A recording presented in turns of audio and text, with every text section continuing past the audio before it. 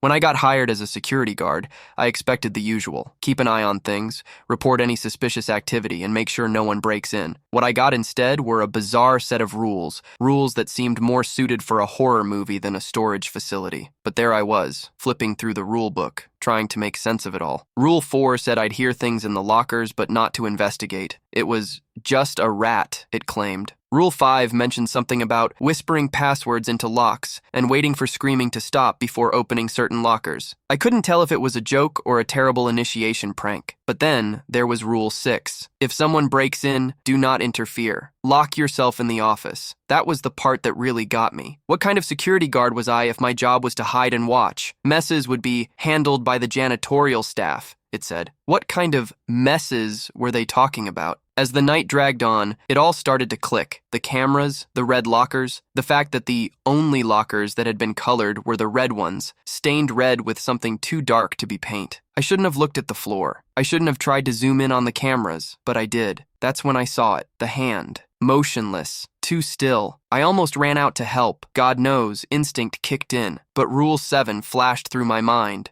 Don't go alone. The last guy, my predecessor, had probably done just that, and now he was being dragged down the hallway by something on the camera. The footage was blurry, but I could tell it was massive, covered in hair, and pulling him toward one of those cursed red lockers. Then, with a bone-chilling slam, the locker door shut behind it. I heard it, even from my locked office. I turned back to the rule book, my hands trembling. What had I gotten myself into? Whatever this place was, I wasn't here to protect the facility from burglars. I was here to make sure things, creatures, monsters, whatever they were, stayed locked away. But now one was loose, and I had to survive the night. There was nothing left to do but sit tight, scan the cameras, and catch up on my reading. Maybe the rules had more to teach me.